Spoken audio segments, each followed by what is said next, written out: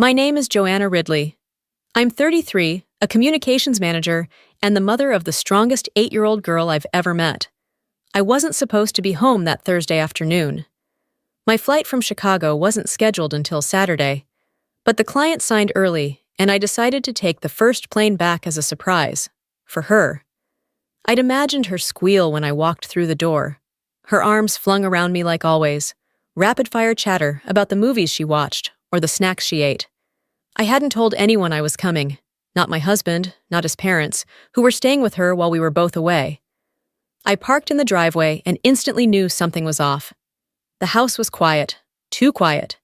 No car in the driveway, no cartoons echoing down the hall, just stillness. I called her name once. No answer.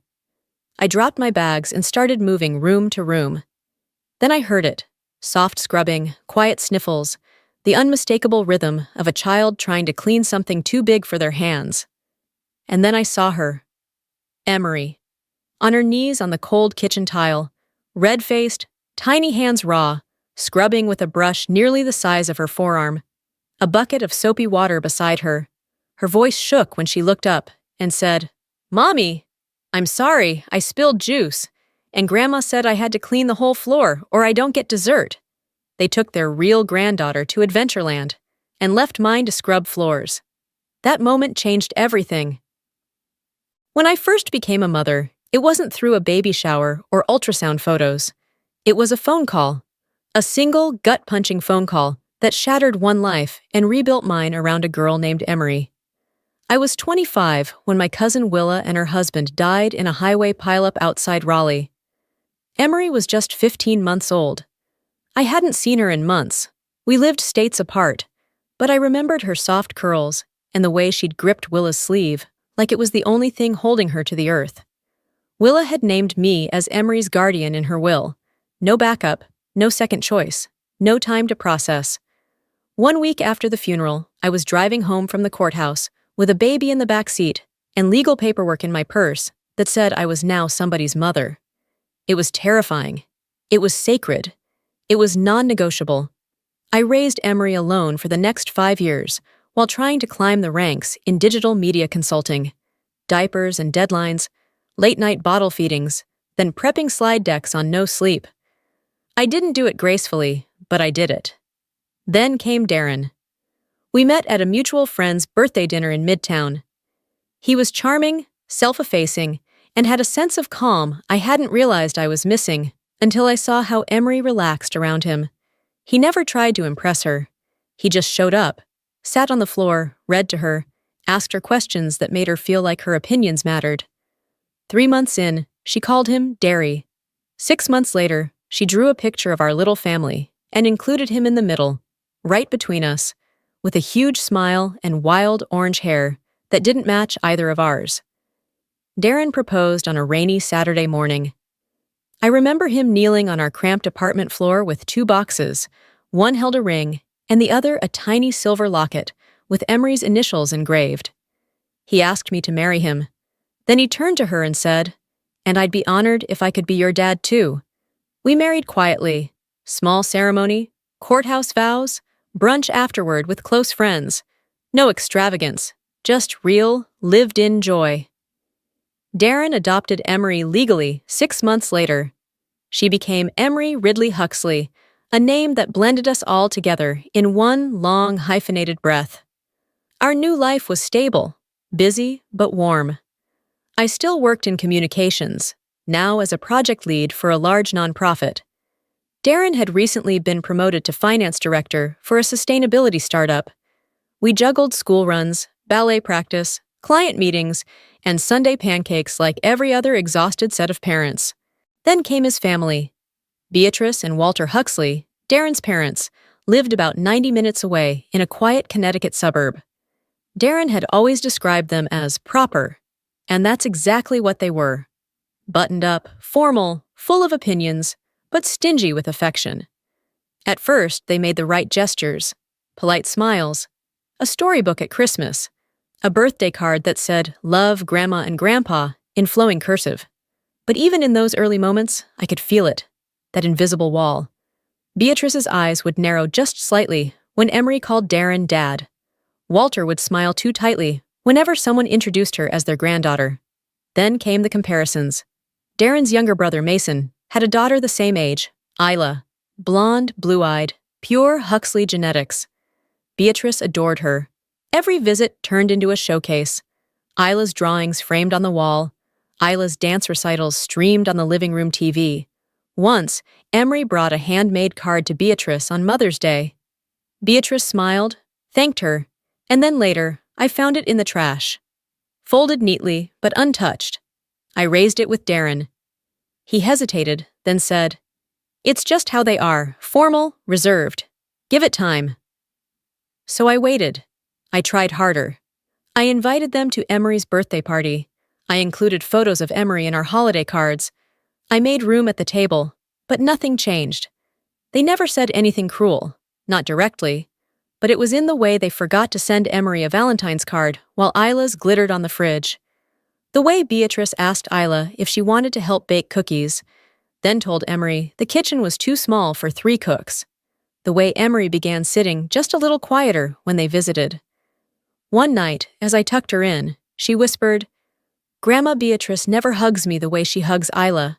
Do you think I'm doing something wrong?" I kissed her forehead and said no. But that night, I cried into Darren's shoulder. He finally spoke to them. He said, "She's my daughter. There's no asterisk. You need to treat her with the same love and respect you give Isla." They nodded. They promised they would. And for a while, it seemed like things were getting better. Until that Thursday, when I came home early, when I opened the door, when I saw what they'd done. After Darren confronted his parents, something shifted, but not in the way we'd hoped. Beatrice didn't lash out. Walter didn't argue. They simply withdrew further, slipping into a pleasant, practiced politeness that was almost worse than before. At first glance, things looked better. They started bringing 2 gifts when visiting, one for Isla, one for Emery. But Isla's gifts always had more thought. A personalized diary, with her name embossed in gold. A Lego set from the movie she'd just seen. Emery would get something generic. A fuzzy notebook, a plastic necklace, a book she already had. And the subtleties went deeper. Family dinners became quiet tests of allegiance. Isla was asked about school, about her dance competitions, about her friends. Emery was asked if she'd washed her hands. When Isla spoke, Beatrice would lean in and smile, offering gentle corrections or giggles. When Emery chimed in, usually something thoughtful or funny, Beatrice would glance at her plate or interrupt with, "Eat your peas, sweetheart." It was death by 1,000 paper cuts. Emery began noticing too, in small, hesitant ways. Why does Grandma call Isla me darling girl and not me? How come Isla got to pick the movie again? Is it because I don't look like anyone in that family photo? We tried to reassure her, always. But how do you explain favoritism to a child who still believes adults are supposed to be fair? Darren's brother Mason didn't help. He wasn't malicious, just oblivious. He and his wife Camille were busy, distracted. They never noticed how Isla's spotlight came at Emery's expense. And Isla, bless her, was a sweet girl. Not mean, not spoiled. Just used to being the center of her grandparents' world. I remember one afternoon vividly. We were at Beatrice's house for a spring picnic. Isla got a new kite, big, red, shaped like a dragon. Emery asked if she could fly it too. Beatrice glanced over and said, "Well, it's Isla's special birthday kite, honey. Why don't you help me set the table instead?" Emery smiled politely and followed her. She always followed the rules. That night, she drew a picture of the picnic. It showed Isla with the dragon kite in the sky, and Emery beside a folding table with a stack of paper plates. "Is that you helping Grandma?" I asked. She nodded. She said I'm good at helping. I didn't sleep well that night. I began compensating. More one-on-one outings with Emery, extra bedtime stories, notes in her lunchbox. I thought, if I could pour enough love in, maybe I could patch over what she wasn't getting elsewhere. Darren tried too. He'd take her out for donuts before school on Thursdays, just the 2 of them. He told her stories at bedtime about brave girls who found secret treasure or befriended dragons or outsmarted grown-ups. He tucked her in and said, "I love you every day, and I'm lucky you're mine." Still, we couldn't be everywhere, and the cracks were forming. The breaking point came, oddly enough, over chicken nuggets. We were at a family barbecue, Walter's birthday. Beatrice had made a whole spread. For the kids, homemade mac and cheese, fruit skewers, and chicken nuggets, Emery's favorite. Except they weren't for her. I watched as Beatrice handed Isla a plate stacked with nuggets. Emery reached for the same, and Beatrice stopped her. "Oh, those are for Isla, darling. You can have a sandwich. There's ham and cheese in the kitchen." The blood drained from my face. I stepped in and made Emery a plate myself, pretending not to notice the tension, pretending she didn't notice it either. But that night, as I tucked her into bed, she asked the question that broke me. Is it bad to want the same things Isla gets? She wasn't talking about chicken nuggets. Not really. And I couldn't lie to her. Not anymore. "No, honey," I said, stroking her hair. "It's not bad. It's brave." I brought it up again with Darren. He was quieter than usual, less defensive. "I know it's happening," he said finally. I didn't think it would get this far. I thought they'd change." "They won't," I said. And now Emery knows it. We agreed to keep our distance. Fewer visits, shorter stays, more boundaries. But then came the Chicago trip. That last-minute curveball that shifted everything. My supervisor called me in for a meeting with a new grant director from the Midwest. It was supposed to be just 2 days, but then it ballooned into 4. Darren promised to cover everything: school drop-off, meals, bedtime routines. But then Darren's CEO asked him to attend a 3-day investor conference in D.C. Same dates, same window. We scrambled. Our usual babysitter was away at college. Darren's cousin had exams. My mother had just undergone hip surgery and couldn't fly in from Florida. Then Darren suggested them. "Maybe it's a chance to repair things," he said.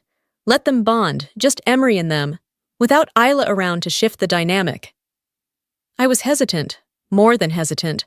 My gut was screaming no, but time was short, and I didn't want to be unreasonable. "It's only 3 days," Darren said. "You'll call her every night. I'll be back before you." And so, we left. I packed Emery's overnight bag with care. I included her bedtime bear, 2 books she loved, and a note that said, "I'm proud of you. Be brave. I love you always." I hugged her goodbye on the porch. Beatrice was already scrolling through her phone, barely looking up. "I'll call you every night, okay?" I told Emery. She nodded, quiet but trusting. "Okay, Mommy. I'll help them if they need it." I smiled, trying to hide the crack in my voice. I didn't know it then, but that would be the last time I let those people care for my daughter unsupervised. And it would cost us dearly to realize just how deep the wound had gone. Chicago was colder than I expected. The sky was the kind of gray that makes buildings look like cardboard. But inside the conference center, it was all stage lights and polished suits and handshakes over espresso. I moved through meetings like muscle memory, but my thoughts were in Connecticut. I video called Emery that first night from the hotel bed, balancing my laptop on a pillow and trying to ignore the sterile lighting. She appeared on screen, wearing her purple pajamas, hair slightly messy but eyes bright. "Hi, Mommy," she said with a little wave. "Hi, sweetheart. How was your day?" "It was okay," she shrugged. "Grandma made spaghetti, and Grandpa let me watch one movie. Then she said I had to clean up my toys twice because I left one crayon on the rug." My smile faltered, just a bit. "You cleaned up your whole room?" "Just the living room. I think I left my coloring book out, but I said sorry." "You don't need to be perfect," I reminded her. "Mistakes happen. What else did you do?" She paused. "We didn't go anywhere. Grandma said tomorrow might be better." After we hung up, I stared at the screen long after it went dark. The second night, I didn't speak to her at all. When I called, Walter answered. "She's finishing dinner," he said, sounding distracted. "We'll call you right back." But they didn't. At 9 p.m., I tried again. Beatrice answered this time. Her tone was clipped. "She's already asleep. She was tired from playing all day. You can talk to her tomorrow." I knew something was off. I just didn't know how bad it really was. That night, I barely slept. I tossed under stiff hotel sheets, replaying that phone call on loop. Something in Beatrice's voice felt dismissive, mechanical, like she was checking off a box. The next morning, Darren called. His voice was tight. "Meetings are running long. CEO's keeping us an extra day. My parents said they're fine to stay until Saturday." I swallowed hard. "I'll be home Saturday too. One more night, then we're all back." I wanted to believe we could endure one more day. But fate had other plans. Late that afternoon, the grant director from Seattle, our big target, walked out of the presentation smiling. "We're good," she said. "You've got our full support. Let's skip the last sessions and draft contracts." Just like that, the conference was over. My colleague Rachel nudged me. "You've got time. Go explore. You earned it." But I didn't want deep dish pizza or Millennium Park. I wanted my daughter. I changed my flight without telling anyone. There was something in me, some primal pull, that said go now. The plane was delayed. The rental car pickup was slow. Traffic near the bridge was crawling. And yet, every minor setback only heightened the urgency coiled inside my chest. I texted Darren from the gate. "Landing early, heading home now." He replied, "That's great. Still stuck here. Client issues. Love you both." It was nearly 4:30 p.m. when I pulled into our driveway. Beatrice and Walter's car wasn't there. For a moment, I exhaled. Maybe they'd gone out together, a walk in the park, a trip to the movies, something harmless. But then I saw it. Emery's pink water bottle, abandoned on the porch, her sandals beside it. She never left them outside. I stepped inside. The air was cool and still, the kind of silence that doesn't belong in a house with a child. "Emery?" I called, dropping my bag by the door. "It's Mommy. Are you home?" Nothing. I moved down the hallway, my voice rising. "Baby girl?" No answer. No footsteps. No laughter. In the dining room, crumbs lingered on the table. A glass of water half full. The napkin wadded like it had been used in a hurry. "Emery?" I called again, this time with panic in my voice. Then I heard it. A slow, rhythmic scraping. The sound of bristles on tile. And underneath it, soft, wet sniffles. I turned the corner into the kitchen and froze. My daughter was on her knees on the tile floor, a plastic bristle brush clenched in her small hand. A bucket of soapy water beside her. Her jeans were soaked at the knees. Her shirt clung to her back with sweat. Her fingers were red and wrinkled. She didn't see me at first. She was too focused, scrubbing hard at a spot that didn't even seem dirty. "Emery," I said, voice trembling. She jumped and dropped the brush. Her eyes widened, and for a flash, just a second, I saw fear. Then her face crumbled. "Mommy?" she whispered, almost like she wasn't sure I was real. I dropped to my knees, pulled her close, not caring that water soaked through my slacks. "What happened?" I whispered. She clung to me. "I spilled juice this morning," she sobbed. "Grandma said I had to scrub the whole floor if I wanted dessert, and if it wasn't perfect, I had to think about why I'm so clumsy." I held her tighter, trying not to break. "Where are they now?" "They took Isla to Adventureland," she mumbled. "They said I wouldn't appreciate it, because I'm not really family. Lily is their real granddaughter." It felt like the floor gave out beneath me. "They left you here, alone." She nodded into my chest. "Since breakfast." I could feel her heartbeat, rapid, uneven. Her body had gone cold, and I knew this wasn't just favoritism anymore. This was neglect. This was cruelty. And it was the last time anyone would treat my daughter like she didn't belong. I carried Emery upstairs like she weighed nothing, though my legs felt like they'd give out. I ran warm water in the bathroom sink and gently peeled her damp clothes from her small frame. Her knees were red and raw. Her fingers pruned, skin beginning to crack from scrubbing solution. I wrapped her in a towel and sat her on the counter. "You didn't do anything wrong," I said as I dabbed lotion onto her knuckles.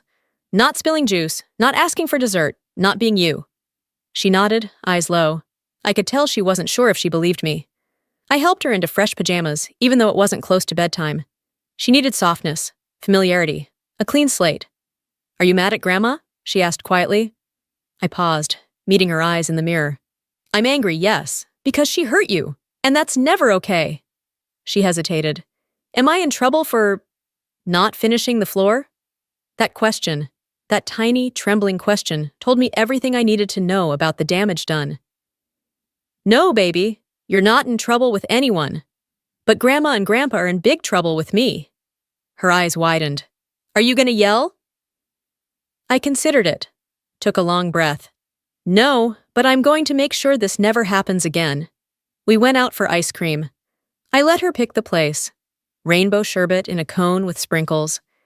She sat across from me in her soft pajamas and sandals, licking carefully and watching my face like it held answers. Between bites, she talked. How Lily had gotten new toys while she watched. How she had to do dishes while Lily watched cartoons. How she asked for nuggets at lunch and was told they were only for real granddaughters. How Beatrice made her eat in the kitchen while Isla sat at the table. And worst of all, how she'd started to believe it. She said I should be grateful anyone took me in, Emery said, matter of fact, like it was a line from a TV show she didn't fully understand. I couldn't breathe for a moment. You're not here because of luck, I told her, leaning in. You're here because you belong. You are my daughter. You are Daddy's daughter, and no one gets to make you feel otherwise. She looked at me long and hard, like she was testing the truth of it. Back home, I drew a bath and added her favorite lavender bubbles. As she played with her toy seahorse, I stepped into the hallway and dialed Darren. He picked up on the second ring.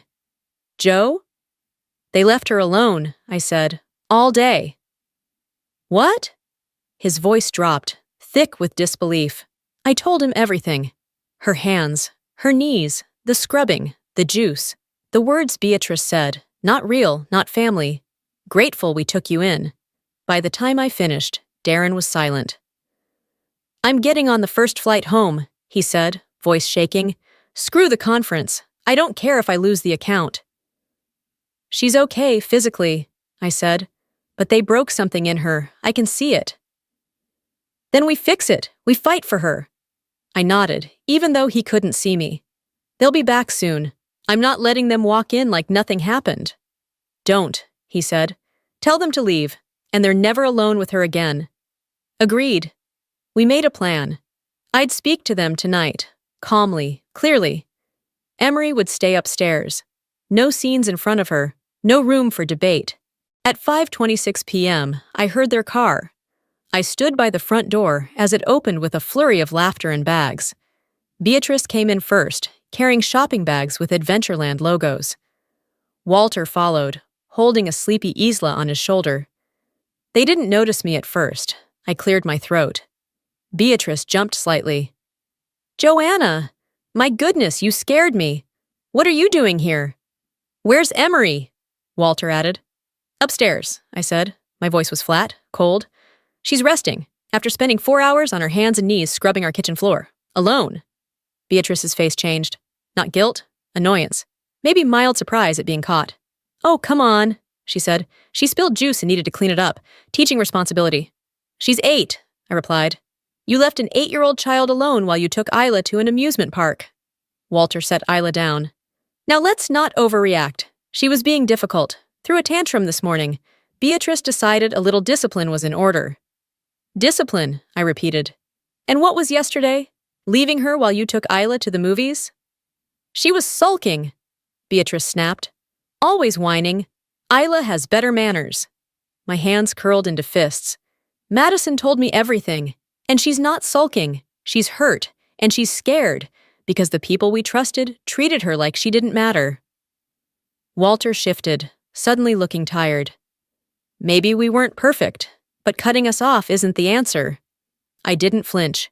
You're not staying here tonight. You're packing up and leaving, and you won't be alone with her again. Beatrice's voice rose. You're being hysterical. She needs structure. She needs love, I cut in. She needs safety. You don't get to traumatize a child and call it parenting. She's not even yours by blood, Beatrice hissed. Of course it's different. It hung in the air like smoke. Walter looked away.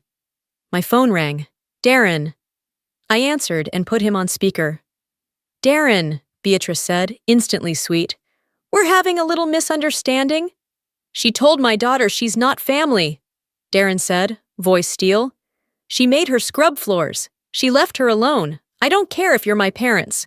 You don't get a second chance after this." "But she's sensitive." "She's 8, Darren snapped. "And she's my daughter. Not my adopted daughter. Not Joanna's project. Mine. If you can't love her, then you don't get to see her." Beatrice opened her mouth.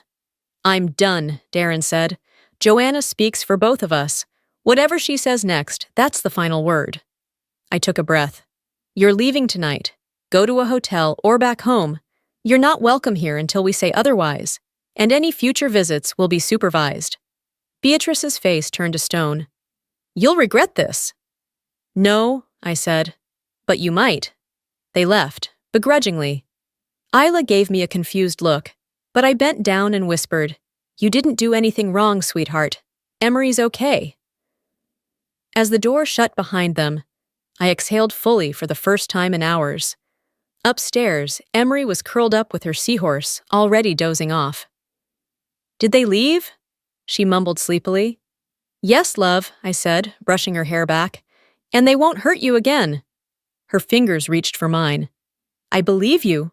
That night, after Emery fell asleep, with her arms wrapped around her pillow, I sat on the edge of her bed and stared out the window. The house was still, but my mind wasn't. Every word Beatrice had said echoed in my head, especially the one she thought would end the conversation. "She's not even yours by blood." The next morning, Darren walked in the door just after 7 a.m., travel-worn and furious. I met him in the entryway, and for a moment we didn't say anything. Just stood there, arms wrapped around each other, letting the silence hold us steady. "She okay?" he asked, voice ragged. I nodded. "She's asleep. She knows we've got her." We talked over coffee at the kitchen table. The same floor Emery had been made to scrub now gleamed beneath our feet. Darren ran his hands through his hair as I told him everything, every word, every look, every insult our daughter had endured. His hands trembled. "I should have seen this coming," he muttered. "No," I said gently. "We both hoped too hard that they'd change, and now we make sure this doesn't touch her again." That afternoon, while Emery was curled up watching cartoons, Darren called his parents. He put the call on speaker. Beatrice picked up. "Darren, I've been expecting your apology."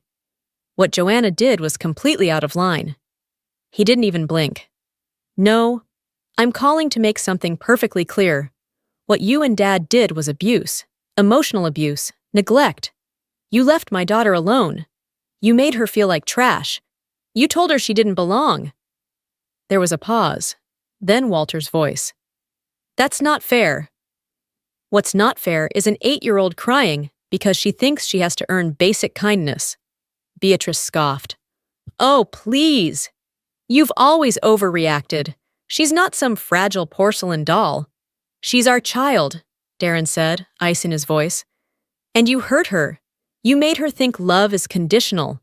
That being adopted makes her less." Walter tried again. "We made a mistake, but cutting us off."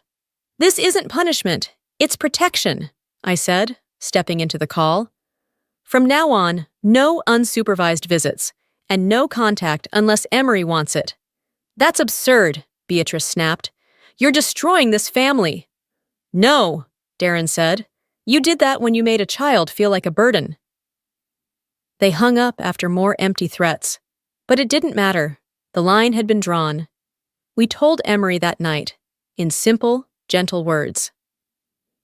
"There are new rules," Darren said, holding her hand. "Grandma and Grandpa won't be staying here. They won't see you without us." She blinked. "Are they mad at me?" "No," I said softly.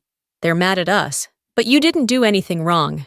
She nodded slowly, absorbing it like a sponge absorbs water. "Okay." The calls started soon after. Darren's uncles, his aunts, cousins we hadn't spoken to in years, all of them repeating some version of the story they'd been fed, that we were overreacting, that Beatrice had just needed to teach a lesson, that Emery had misunderstood. I didn't waste time defending the truth. We didn't need validation. But one voice surprised us. Mason, Darren's brother, Isla's dad. He called a week later. "I don't know everything," he said slowly, "but Isla's been asking questions. She said Madison had to clean while she got to play. Said Grandma made her eat in the kitchen. I thought she was exaggerating." "She wasn't," Darren said. "We weren't going to tell you, but now, you need to know." We told him everything. There was a long silence. "I believe you," Mason said. "I don't know what the hell Mom was thinking, but, God, I'm sorry." From that moment, Mason and Camille became unexpected allies. They didn't just believe us, they acted. They corrected the narrative being spun through the family grapevine. They shielded Isla from guilt while gently teaching her empathy. And they kept the cousin bond alive. Emery and Isla started video calling again, talking about school, drawing pictures together, laughing in a way I hadn't seen Emery laugh in weeks. Meanwhile, Darren and I focused on healing. We enrolled Emery in therapy, a warm, sharp-witted woman named Dr. Carter, who specialized in adoptive and blended families. In the very first session, Emery clutched her stuffed seahorse and said, "Sometimes I feel like I have to be extra good, so nobody sends me away." I nearly broke in, half hearing it. Dr. Carter nodded gently. "You know, sweetie, a family that's worth having never makes you feel like you have to earn your place. They're just lucky to have you." The weeks that followed were a tangle of growth and grief. Darren struggled deeply with guilt, not just as a father, but as a son. "It's like I finally saw who they are," he told me one night, "and I can't unsee it."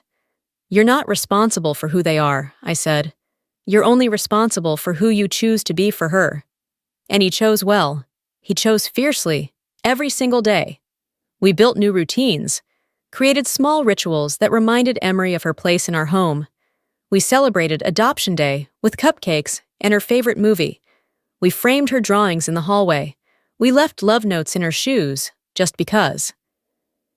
And little by little, the tension in her shoulders began to loosen. One night, after reading together, she looked at me and asked, "Mommy, you're not mad that I'm not from your tummy?" I froze, then pulled her into my arms. "I'm grateful every day that you're mine," I whispered. "And if I had 100 lifetimes, I'd choose you every single time."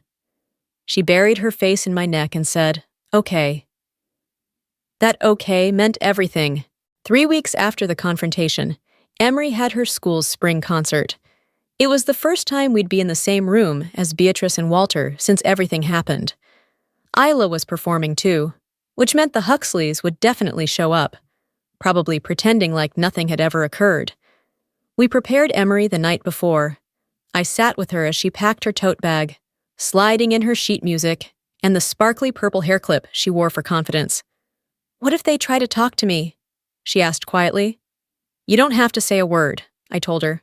"If they speak to you and you're not ready, you can just walk away. We'll be there." She nodded, lips tight, but I saw it, the shift, the ownership. She finally believed she had a say. The auditorium buzzed with folding chairs, excited families, and kids dressed in color-coded class shirts. Beatrice and Walter sat stiffly on the far right, next to Mason and Camille. Isla spotted Emery and waved with both hands. For a moment, Emery lit up. Then she caught sight of Beatrice and looked down at her shoes. We steered her away, walked her to her teacher, and took seats across the room. Mason came over briefly with Isla and said, "She's missed Emery," and, "Thank you for letting this be okay again." "She didn't do anything wrong," I said simply. The performance itself was chaotic, endearing, and perfect. Second graders forgetting lyrics, waving at their parents, some clapping off beat. And in the middle of it all, Emery stood still, proud, her voice clear and sweet as she sang. Afterward, we waited outside her classroom. Beatrice and Walter approached before the kids were released. "She sang very well," Walter said. "She did," Darren replied coolly. "We'd like to say hello to her," Beatrice added.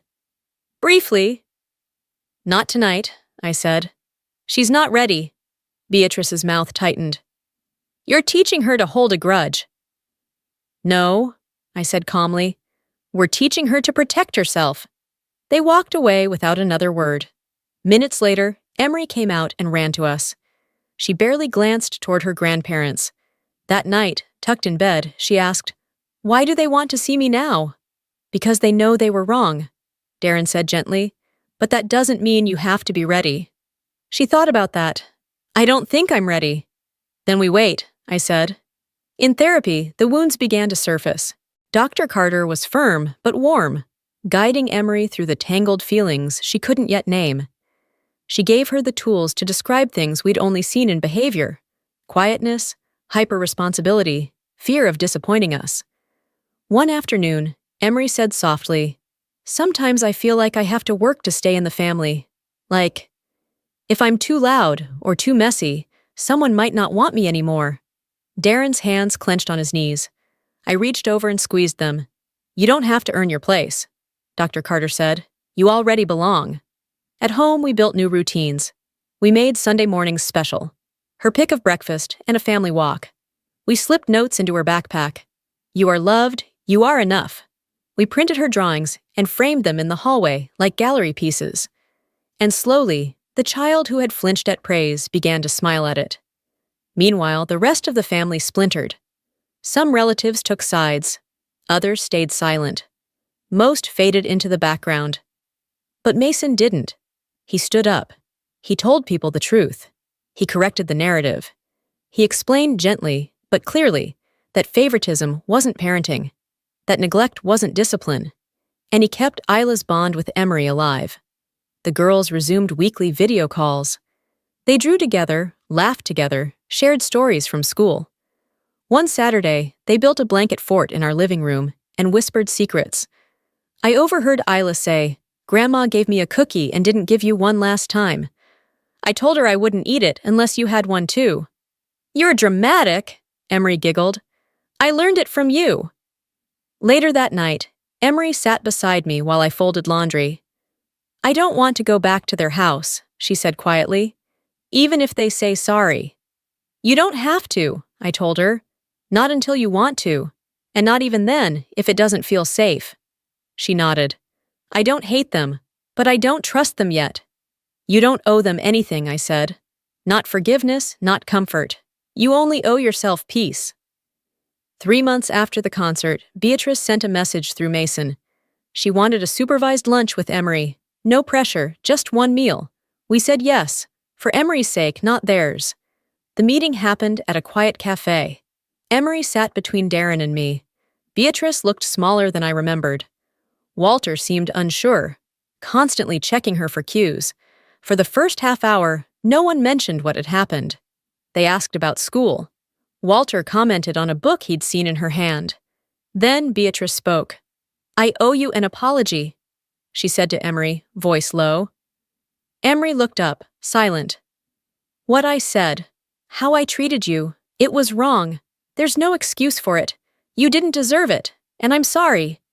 Walter added, "We both are. You're part of this family. You always were." There was a long pause. Then Emery, calm as stone, said, "I'm still hurt." Beatrice nodded. "I understand." "I don't want to pretend like nothing happened," Emery added. "You don't have to," I told her. She nodded. "Okay." No hugs, no grand reconciliation, just an honest moment. And that was enough, for now.